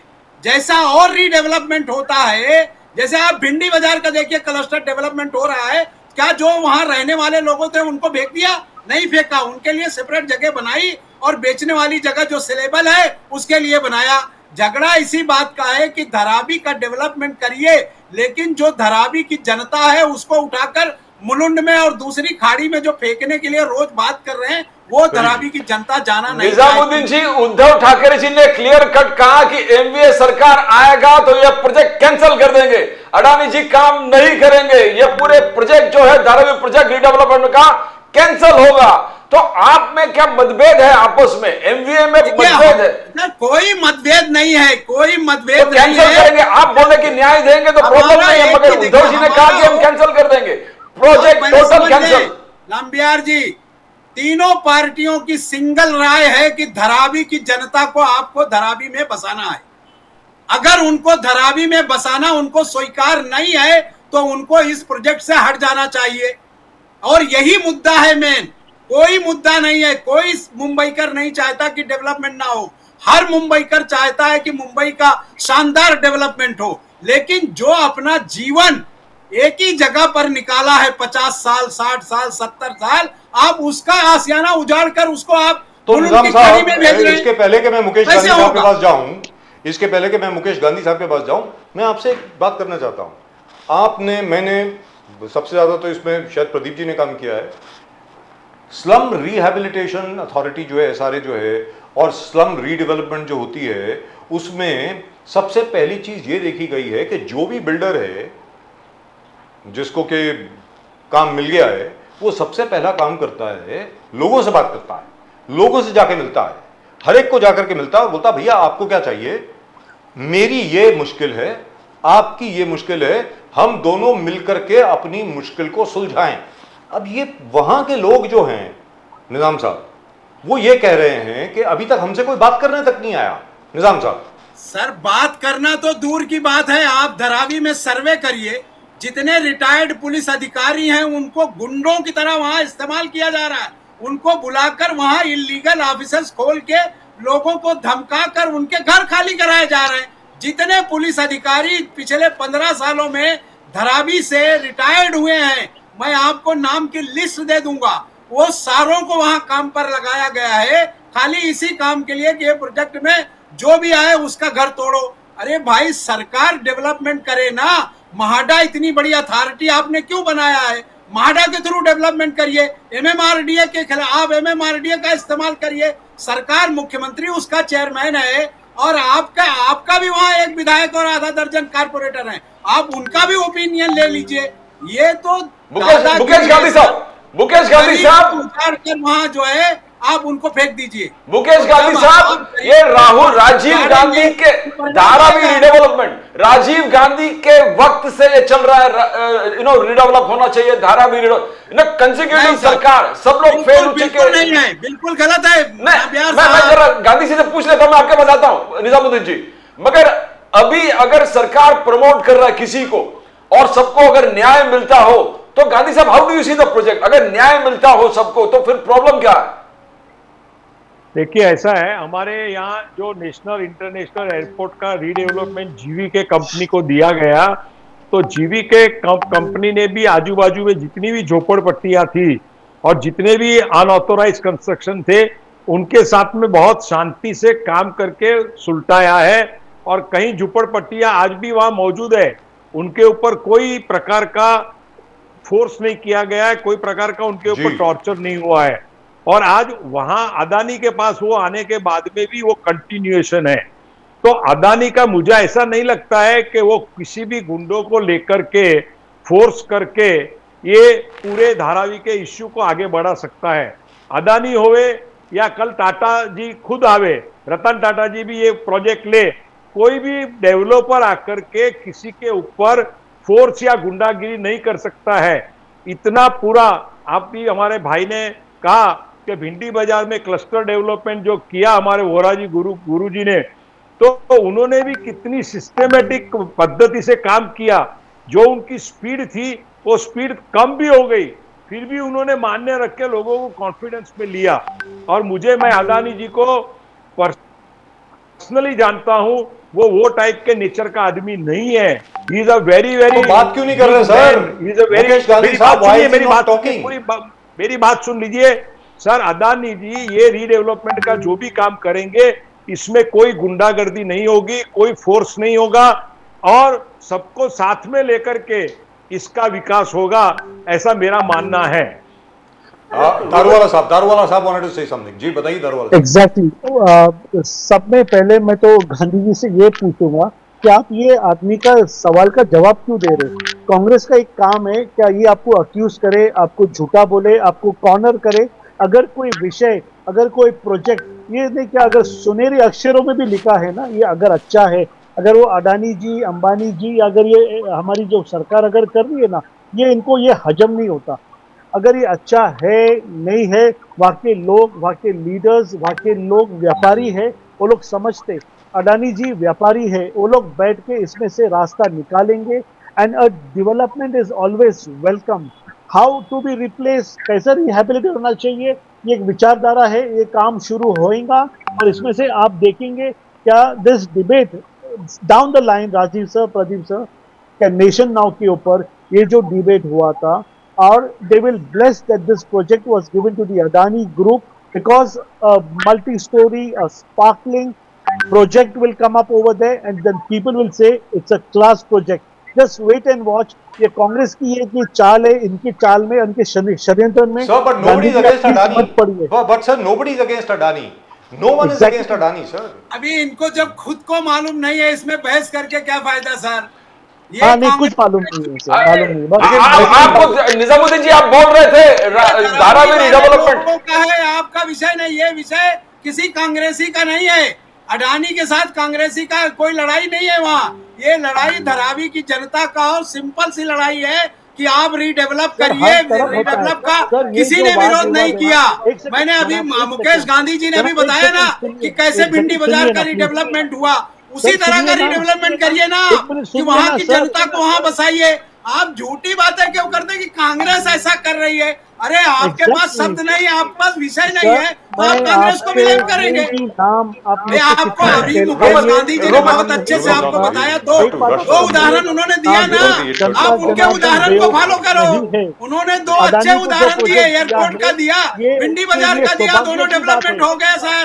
तो आप उनकी बात को ही मान लो। आप तो खाली एक चीज आपके गले में अटक गई है कि कांग्रेस के चक्कर में करने वाले जो है ना, कांग्रेस ने इस देश को विरोध बसाया, कर रहे हैं, हमको बनाया सबको मालूम है। है। अब आप जैसे लोग पैदा हुए हैं। You know, Dharwala sir, just shifting out of this topic, Rahul Gandhi ji ने दारूवाला साहब की 90% आबादी पर अन्याय हो रहा है। राहुल गांधी जी का स्टेटमेंट है 90% लोगों पर अन्याय हो रहा है और न्याय दिलाना राहुल गांधी जी कांग्रेस का मिशन है। एक तरफ आप विकसित भारत के बात करते हो दारूवाला साहब, राहुल गांधी जी चार्ज है कि 90% लोगों पर आबादी पर अन्याय हो रहा है। दारूवाला साहब, Exactly, that's what I said. This is the strategy. The Congress strategy, the toolkit is अच्छे काम को सराहना के अलावा आप डायरेक्टली उसे आप बदनाम कर दो, तो जो काम तो रह गया बाजू को, हमें ये एक्सप्लेन करने में हमारी एनर्जी और टाइम वेस्ट होती है कि 90% आबादी ने उनको ये एजेंडा और ये उनको अधिकार दिया कब? वो खुश है या वो नाराज है? Sir, we all know that man may not be in a state of a frame of mind when he made this statement. 90% जनता शायद वो ये कहना चाहते थे खुश है और 10% पे अन्याय हो रहा है। उन्होंने स्लिप ऑफ टंग उल्टा बोल दिया। ये शायद कांग्रेस के प्रवक्ता उसको रेक्टिफाई करेंगे। सर मैं इसका जवाब देना जी चाहूंगा। बोलिए सर, बोलिए निजाम साहब बोलिए। बजाज सर आपको पत्रकारिता करते कितना दिन हुआ सर? मुझे 42 साल हो गए। 42 साल हो गया। आप मुझे बताइए कि इन 42 सालों में जो उड़ीसा में परसों घटना हुई है उस मिलिट्री मैन के साथ, ये कभी 50 साल में हुआ है? जी 50 साल में कभी हुआ है ऐसा? हुआ है बागपत में। वो जब ही हुआ था बहुत तो पहले, वो उसकी सिचुएशन मिलिट्री वालों के साथ थी। जब मैं पत्रकार नहीं था, 1978 में हुआ था, पत्रकार में नहीं था तब। तो ये जो जिस डेवलपमेंट की बात कर रहे हैं, राहुल गांधी ने जो कहा मणिपुर, उड़ीसा, महाराष्ट्र, आप ये सारी घटनाएं आप एक साथ जोड़िए और इसका पिक्चर इनको दिखा दीजिए, बदलापुर हुआ सर, समझ आ जाएगी। जी इनको जो साजिश लग रही है, तो सरकारें तो सब जगह इनकी है ना सर। गवर्नमेंट किसकी है सर? गवर्नमेंट इनकी है, सेंट्रल में, स्टेट में सारी सरकारें इनकी है, तो साजिश मोदी सरकार कैसे करेगी? मुकेश गांधी साहब अखबारों पर इनका कब्जा है, सारी गोदी मीडिया। मुकेश गांधी साहब क्या मोदी साहब का रिपोर्ट कार्ड जो है भारत का रिपोर्ट कार्ड, मुकेश गांधी साहब, मोदी साहब कह रहा है कि जो वचन दिया सब निभाया हूं। अभी जो लेटेस्ट है 1 नेशन 1 इलेक्शन, 1 नेशन 1 पोल्स, उससे पहले वक्फ बोर्ड का रिफॉर्म, उससे पहले 70% 70 साल के ऊपर जो भी सीनियर सिटीजन है उसको मेडिकल फ्री, पक्के घर, इंफ्रास्ट्रक्चर डेवलपमेंट जबरदस्त तरीके, UP unified pension scheme. Mukesh Gandhi कहा रिपोर्ट कार्ड इंप्रेसिव है, मगर कांग्रेस कह रहा है 90% आबादी पर अन्याय हो रहा है। मुकेश गांधी साहब, एग्जैक्टली 90% आबादी माने क्या? 90% आबादी माने क्या? पूरे देश का 10% माने क्या? सर ये वेग स्टेटमेंट है। अभी मोदी जी का जो कार्ड है वो कार्ड बहुत सही ढंग से जा रहा है और वो जो जिस ढंग से काम करते हैं 1 by 1 वो अच्छी तरह से चल रहा है। हमको इनको सपोर्ट करना चाहिए और इनकी एनालिसिस, जब कोई इश्यू को खड़ा करते हैं उसको इंप्लीमेंट करने के लिए भी समय लगता है, तो वो समय जितना होता है उसमें अगर हम बहस करेंगे तो काम बिगड़ जाएगा। और मोदी जी का कभी भी अप्रोच ऐसा नहीं है कि दो धर्मों के बीच में, जातियों के बीच में कोई तनाव हो, टेंशन हो। वो पहले से चाहते हैं कि सबका साथ सबका विकास, और वो कर रहे हैं। तो सर निजाम वो साहब। अजीत पवार जी को भी साथ में लेने का उनको जी। मालूम था जी कि ये मुसलमानों का पुरस्कर्ता है। निजाम फिर भी साहब, आप कभी भी- बताएं। कभी भी नहीं, हम कभी भी जवाब क्या उन्होंने देंगे। मोदी जी ने मैं कभी जवाब भी देता हूं। हिंदू मुस्लिम तनाव अभी की बात नहीं मुकेश जी की? कह रहे नहीं, हैं, नहीं, मुकेश जी तो कह रहे मैंने हैं कि मेरा कहने का प्रधानमंत्री मतलब जो क्या है, आप सुनिए मेरी बात हाँ, सुनिए सर, प्लीज मेरी बात सुनिए। तो भी बीजेपी ने अजीत पवार जी को एक्सेप्ट किया है। उनके पूरे हमारे एनसीपी को कभी भी ऐसा नहीं कहा कि आप मुस्लिमों का फेवर में कोई बात नहीं करेंगे। उन्होंने सामने से कहा कि मुस्लिमों के जो इश्यू है उसको हमारे पास लाइए and we will try to sort it out amicably. तो हमको नरेंद्र मोदी जी की गवर्नमेंट के जितना भी रेटिंग कार्ड है वो पूरा होने वाला है, उसके ऊपर आप और मैं विश्वास रखो। और मैं नरेंद्र मोदी जी का कल जो अमेरिका में जो कल उन्होंने जो स्पीच दी उसको देख करके मुझे तो एक शेर कहने का मन होता है। बोलिए, बोलिए। कि मोदी जी, पैदा न हो जमी से नया आसमां कोई, पैदा न हो जमी से नया आसमां कोई, दिल कांपता है आपकी रफ्तार देखकर। क्या बात है साहब, क्या बात है, कांपता है वाह, आपकी रफ्तार। जबरदस्त। अच्छा निजाम साहब, तो आदरणीय सम्मानीय प्रधानमंत्री जी ने कभी भी हिंदू मुस्लिम तनाव के बारे में ना कुछ किया है ना कुछ बोला है।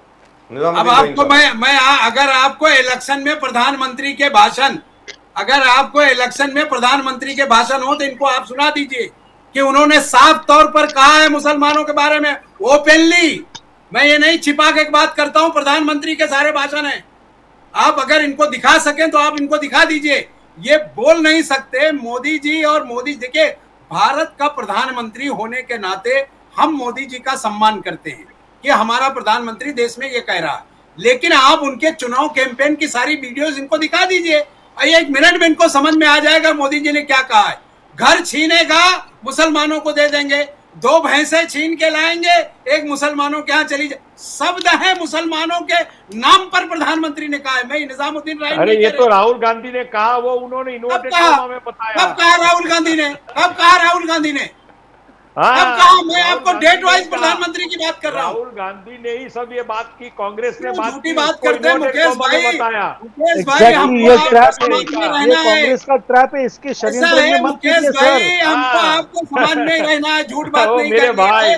ये सारे भाई, रिकॉर्ड, आपको- हाँ, ये सारे रिकॉर्ड पूरे दर्ज हैं इलेक्शन में, और अभी आप देखना चाहो तो बजाज साहब आपको दिखा देंगे। मैं अपनी मर्जी से कोई बात नहीं कर रहा हूँ, वहाँ आप रिकॉर्ड देख लीजिए। अगर मैं गलत हूँ तो आप मेरे ऊपर एक FIR करा दीजिए। आप बहुत बड़े विद्वान हो, नमस्कार। मैं लेकिन विद्वान मुकेश नहीं गांधी हूँ। साहब, इस पर तो मैं हमारी आपको बात हो वो चुकी है ना कह रहा हूँ पहले। जो सच है। नहीं, मैं अगर ये अजीत चर्चा का अजीत कोई- दादा लेकिन की मुकेश कोई गांधी साहब, इस पर तो हमारी बात हो अजीत चुकी है ना दादा की पहले। कोई बात बताऊं। मंगलसूत्र की बात अगर की अजीत गई। दादा ने भी कुछ अच्छा किया है, मैं उसकी भी अच्छी बात करता हूँ।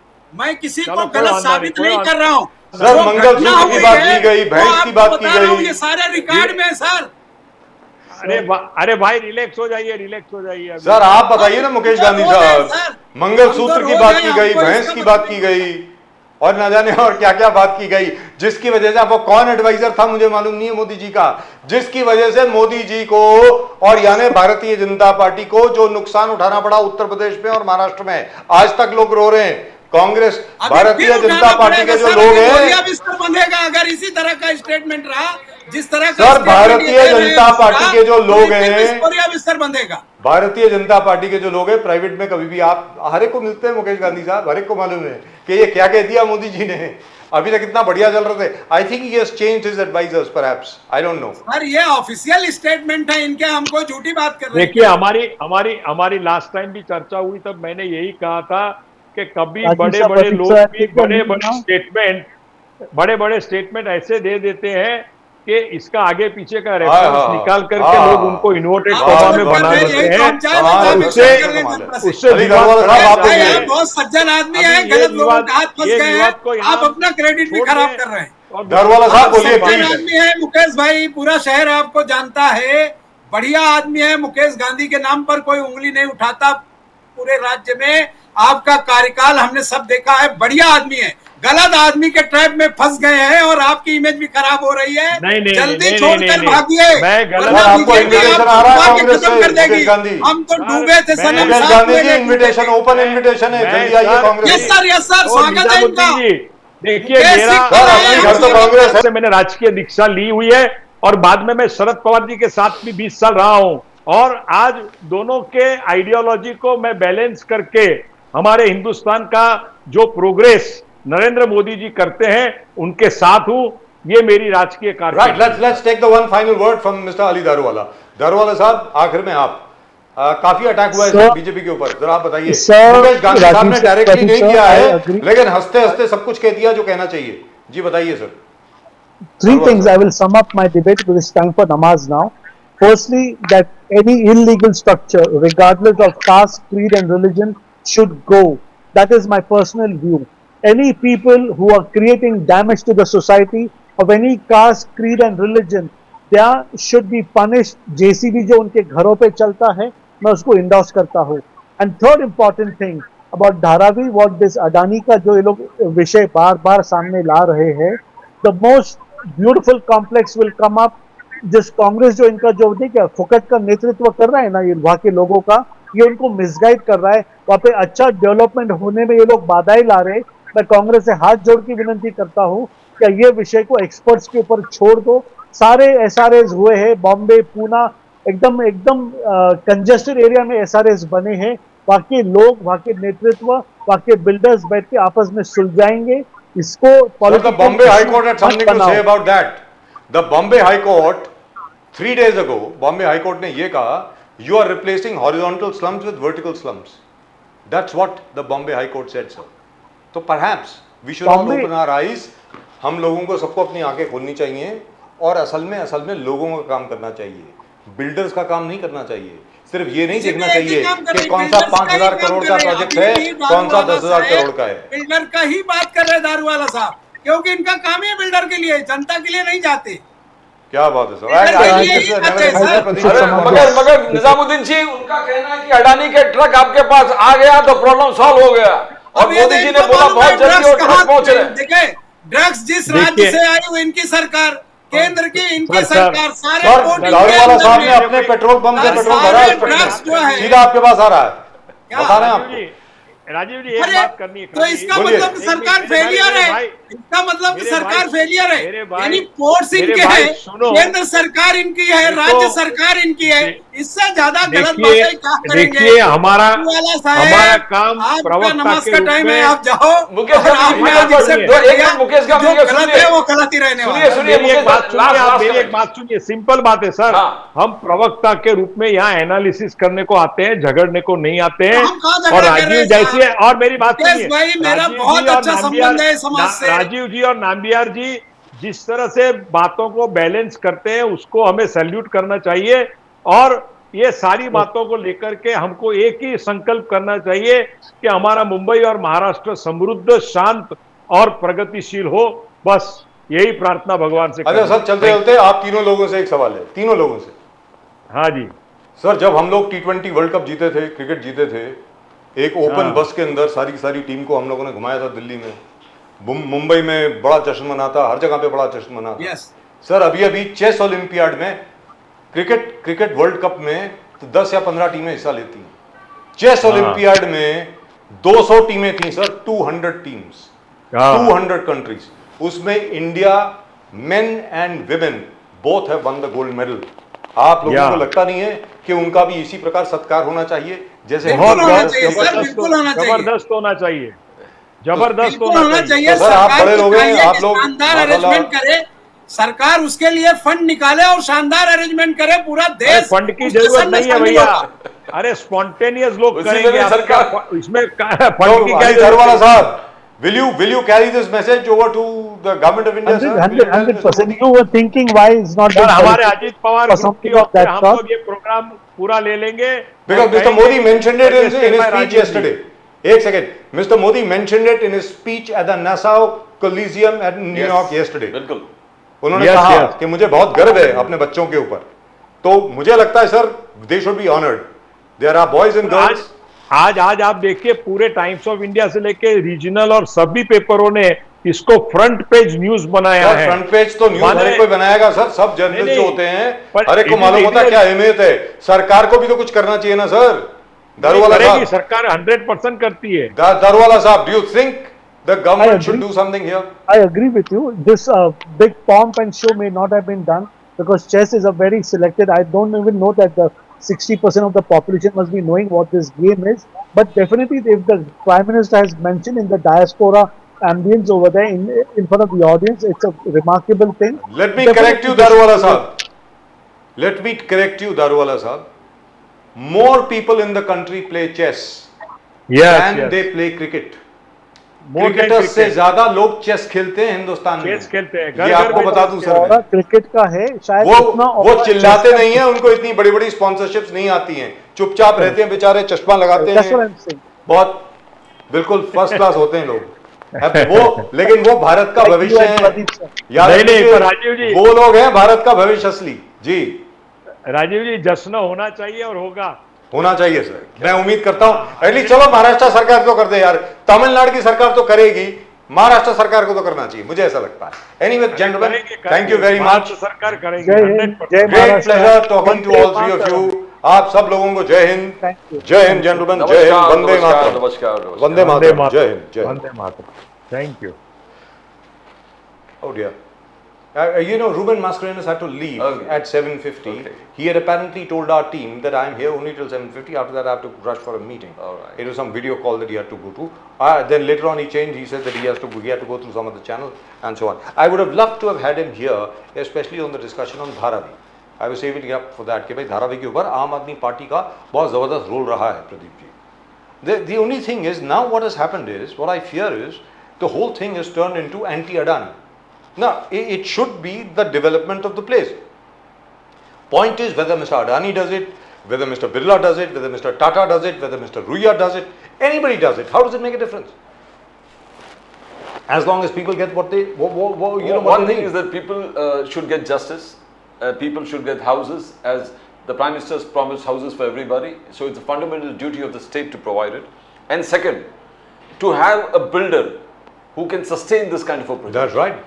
And probably as on today, whatever you call it, I mean, positively thinking, Adani seems to be the only person who can sustain this kind of a big. He is the only guy who can actually deliver. Yes, Let's be yes. very clear. He could take Nobody some else losses, he could take some hits, but see that project, and the government also believes that, you know, with him we can get it done. So probably there's and the problem with the opposition is yes, They see an opportunity. opportunity. Why not? Yes. लेकिन एक चीज तो है प्रदीप जी, अरे भाई जैसे दारूवाला साहब के बारे में हमने बताया, पूना में इसी तरह था, मस्जिद का एनेक्सी था, इलीगल था। दारूवाला साहब ने ट्रस्टीज को, पुलिस को, बाकी सबको इकट्ठा बिठाया, हो गया मामला खत्म। अब यहाँ पर ये बुलडोजर भेजने के पहले बात करनी चाहिए थी ना। Conciliation is the best approach अरे क्या everywhere. हर जगह पे रेकनसाइल करिए लोगों Yes. को, रेकनसिलिएशन करिए, लोगों से आपस में बात करिए और उनको कह दिए भाई आप खुद ही हटा दें, हमें तो आने की जरूरत ही नहीं पड़नी चाहिए। लेकिन उसका एक दूसरा पहलू भी है प्रदीप जी, धारावी में पूरा रीडेवलपमेंट होने वाला है, उसमें मस्जिद कहाँ रहेगी नहीं रहेगी किसी को क्या मालूम। तो अभी उसको तोड़ने का क्या मतलब हुआ, मतलब या आप जितने भी अवैध निर्माण है धारावी में तोड़ना शुरू करिए if you are capable. We need to go into the internal politics. Is it the particular committee is asking for more land from in negotiations? I mean, there could be a lot of multiple things. This can be Or is there a rival committee that wants this exactly. action taken? Yes. So we need anything to happens. understand the nitty-gritties out there. But great victory for the Congress. Let's be very clear.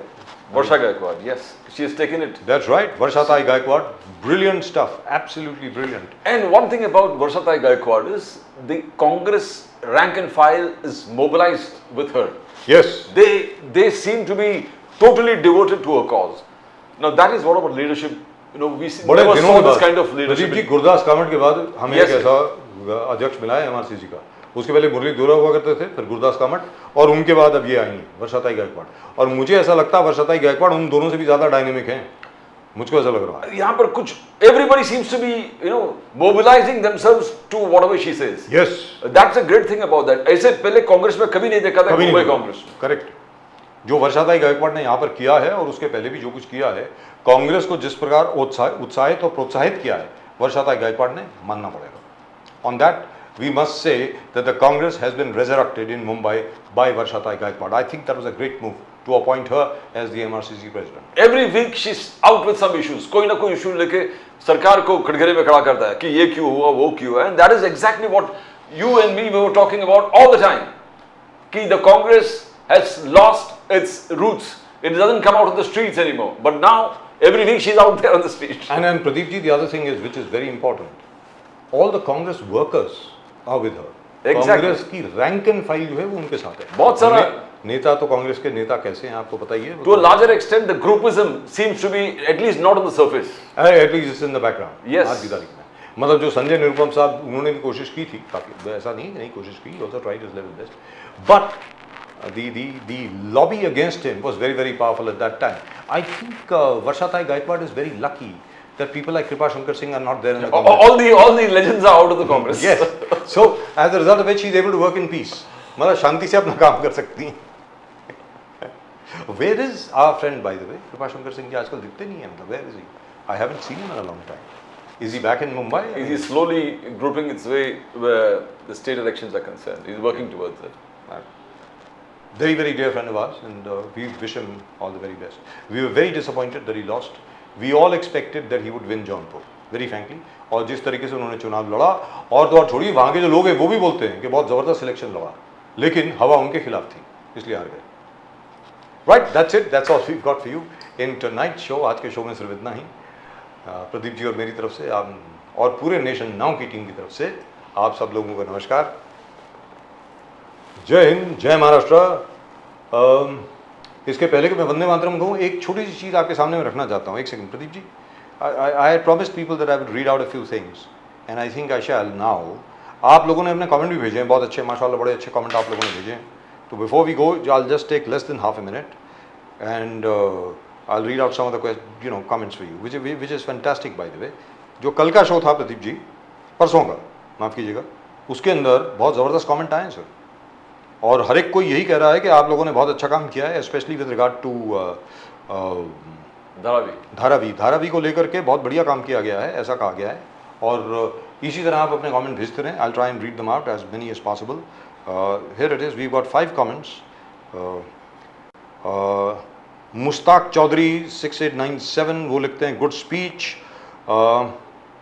Arafat Chaudhary, both Chaudhary, ये भी लिखते हैं ज़बरदस्त.